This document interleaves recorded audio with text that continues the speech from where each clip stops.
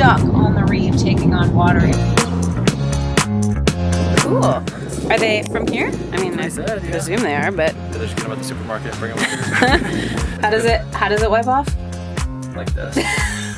Wow, look at that shine. Yeah, we're gonna settle in and watch sunset and get used to life back out on the hook. We are Mike and Taylor, and these are our dogs, Penny and Lucy. We sold our home and nearly everything we owned, moved aboard a 40-foot boat, and sailed from Seattle. This is the story of us making our way.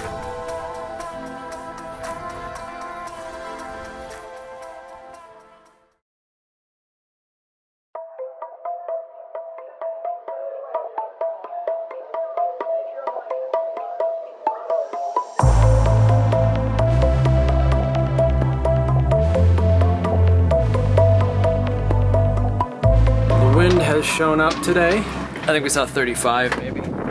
So we're happy we're tied to the dock here. Because if we were out even on a mooring ball, I think I wouldn't feel comfortable leaving the boat. So, but since we're at the dock, we're gonna go take my parents' rental car and explore inland, go check out these old missions up in the mountains. The Marina staff is walking around today really closely looking at everybody's boat because we've got gusts up above 30 knots. You know, I think it's actually pretty cool that they're paying such close attention to this. They want us to change some lines here. We're finding out right now that apparently they don't like you to do a boat bow in on this particular dock for some safety reasons, but nobody said anything, of course, when we had all the guys help us the other day. So he said it's fine for now, but we're just setting up some sort of ancillary lines here for these big gusts coming through.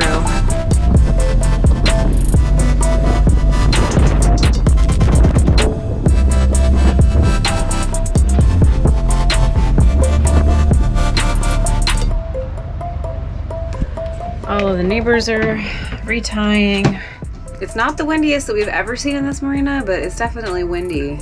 And we're about to leave the boat to go up and do some exploring with Mike's folks, but we just want to make sure that this is really all right to leave. It does feel good knowing that the marina staff is just like really got a super close eye on stuff, but you know, you always just feel a little nervous leaving your house at the whim of the elements ultimately. So I think as it is, it's kind of, that's taking most of the load, and then our boat wants to swing forward, and so we're then just pulling the dock, like this finger, into the main dock. All right, I think we're gonna leave it like this.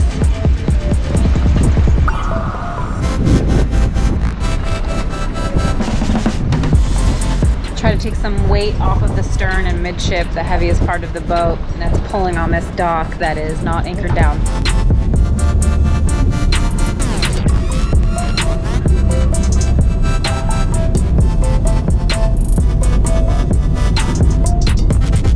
Surf on the beach down there is great. So something else that we learned about here at the marina was just the other day, like the day we came in, or maybe the next day after that, one of the big boy yachts that was at the marina, what, like 150 feet? Yeah. 150 foot long, like mega yacht, struck a reef just south of Danzante in the Candeleros, where it's sort of like notoriously reefy, and there is one safe passage that you can take through them. And he struck a reef and was taking on water. And it turns out, this was like 6 days ago, turns out he's still out there. He's stuck on the reef taking on water in this mega yacht. And there's just been a whole flurry of activity out there, boats circling, and I know they're trying to do what they can, but on a day like today, oh, he's probably just getting sloshed and rocked so hard out there. I can't even imagine. It's not good. There's been some drama with these winds. I think we're going to start to see less and less of these serious windstorms. This might be one of our, maybe not the last, but... Yeah, this should be diminishing now. It looks like it's getting warmer in the forecast. So yeah. Spring is coming. Spring is coming.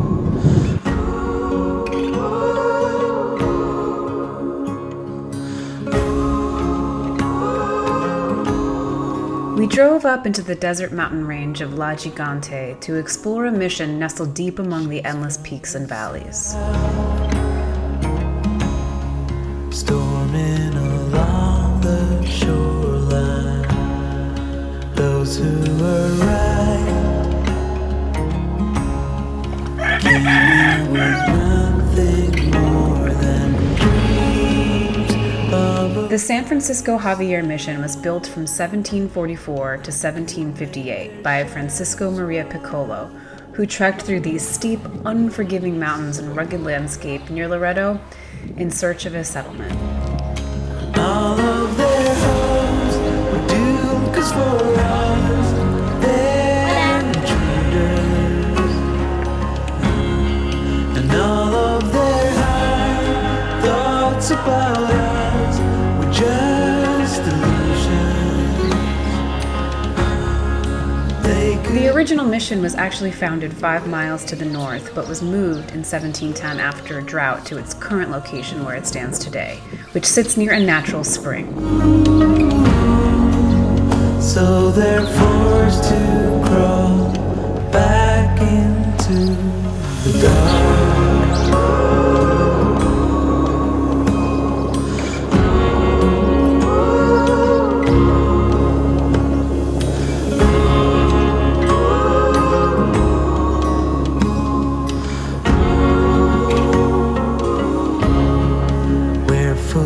The new mission included spires and altars that required many years of construction. The San Javier mission remains not only one of the most architecturally impressive, but one of the best preserved missions in all of Baja California Sur. That could make their shadows run.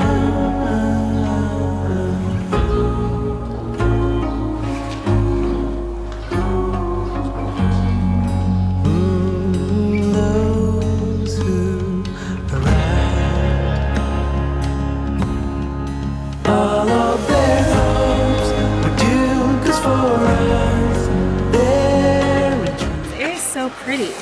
I mean, it's also weird because of all the vegetation that seems to appear, but just the natural landscape on the way out, I thought was so.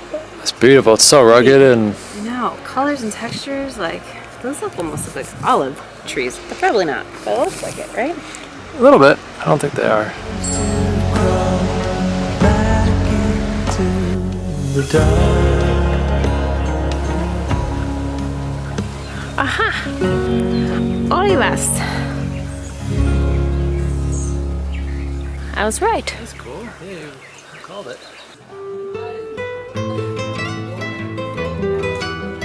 This incredible olive tree was planted by the missionaries here and is over 300 years old and is actually still bearing fruit.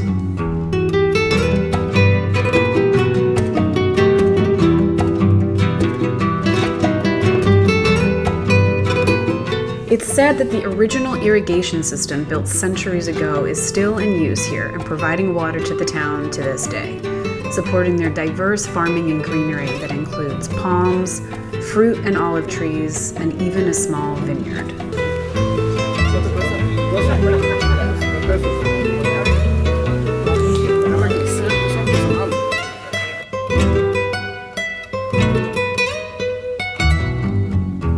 With stark mountains made of black lava rising in the distance, and an oasis-like feel with ample vegetation all around, and wide cobblestone streets along a charming town dotted with restaurants and homes, this was a truly beautiful place to get to see and explore. What'd you get? Cool. Are they from here? I mean, I presume they are, but... I mean, yeah, I don't know. Maybe they just get them at the supermarket and bring them here. That's cool. Oh, I'm super into that. I can't wait to try those. Yeah. Can't wait to dig into those naranjas too.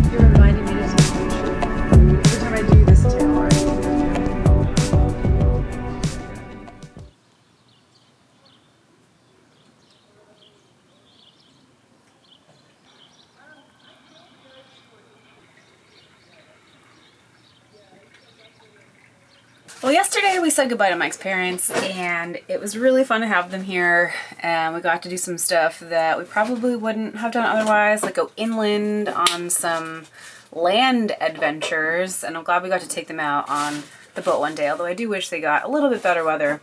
It was kind of cold and windy when they were here, but c'est la vie.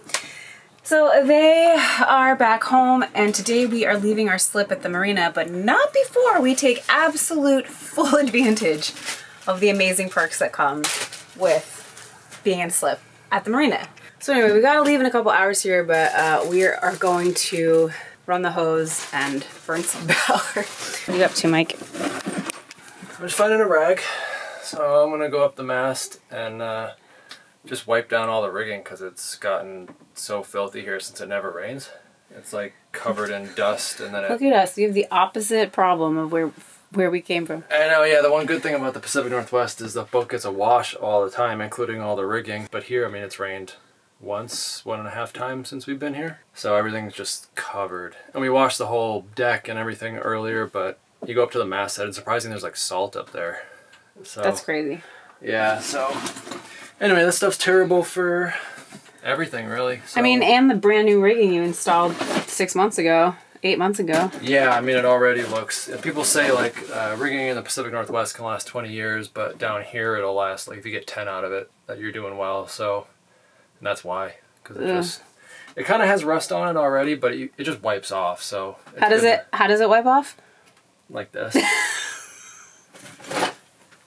Alright, go wipe it off, Mike. Luckily, I know what I'm doing.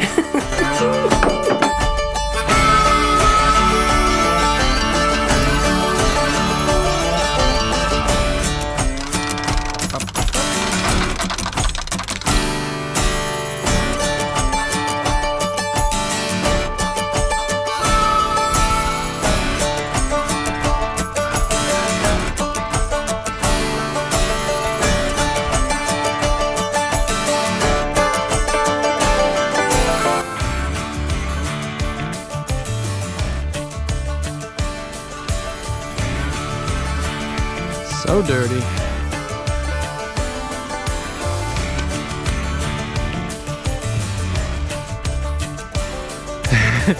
We're getting there.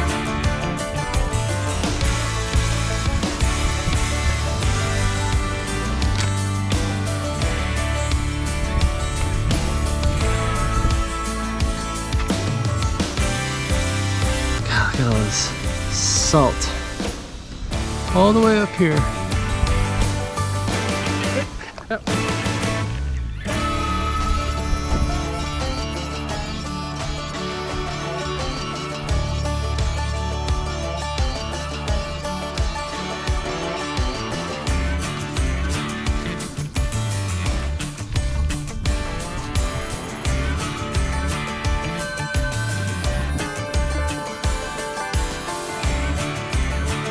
Wow, look at that shine.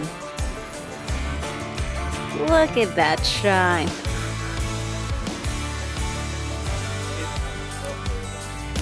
Well, we're in the land of dust, salt, and sun. It's clean. Nice work. Shined up nice. Look at all the mud at the bottom of the rigging. I know, we've got to do a big hose down now. And we got the boat clean and tanks filled, and we're about to push off from Puerto Escondido, and I think we're actually gonna go to a new anchorage like 15 miles north of here that we haven't been to yet. So that's kind of exciting because we've been sort of bouncing back and forth through areas that we've already been. But I'm gonna see if Taylor wants to drive us out of the dock. We give it a try. It's light wind. It'll be pretty easy today. And she's a good driver, so just gotta get experience.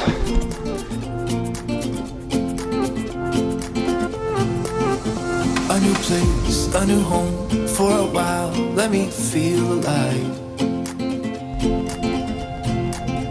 Nothing to hold me back. Take my time, just enjoy the ride. A new man passing by.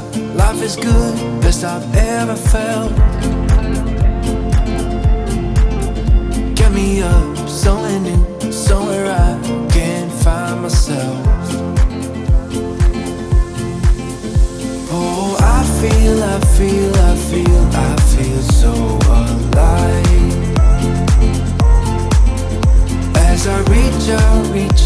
reach out to the sky. I found my way, I found my way. I was in the dark against it all, but made it through the day. Cause I found my way, I found my way. In bad times, I know I'll be okay. Motoring along, it's been between like 3 and 8 knots of wind, so we got the water maker going. We decided, since even though we're at the dock, we filled one of our tanks with dock water, which is supposed to be potable. It is potable, we've been drinking it all week. But our second tank we decided to actually just fill with the water maker. It's pretty beautiful.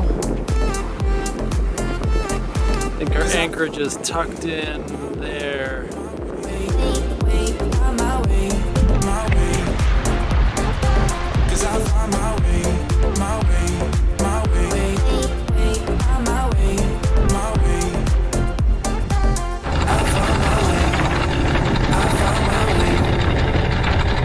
Well, we just dropped the hook here at Balandra in Loretto Bay and realized this is like the first new place that we've anchored in a really long time. This is the furthest north we've ever been, and that's kind of cool. So we're gonna spend a few nights here, weather depending. It looks beautiful, you can see the bottom.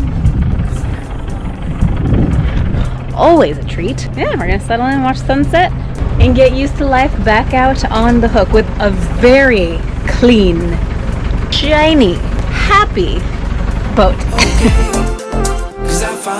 City of Laredo is right over there, so we even have a little bit of cell phone reception. And I'm gonna have myself a little cerveza.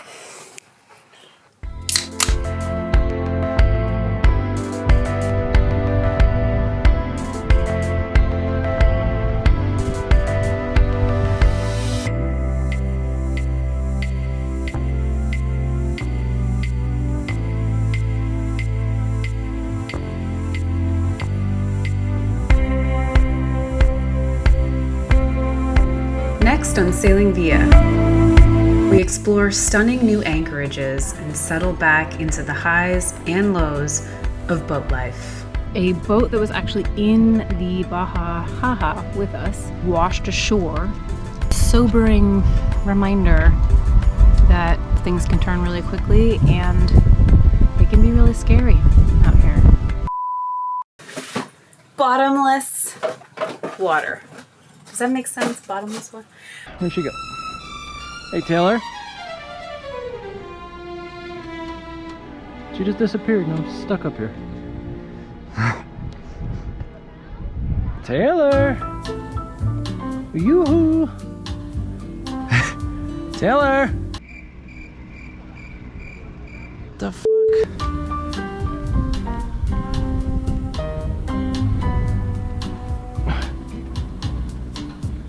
Taylor! Must have pissed her off. Taylor!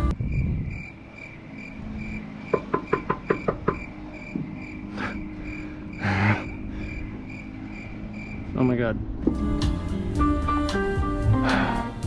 Penny!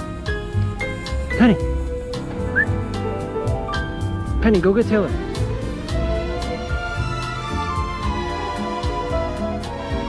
Taylor! Hi! Can you lower me a little bit?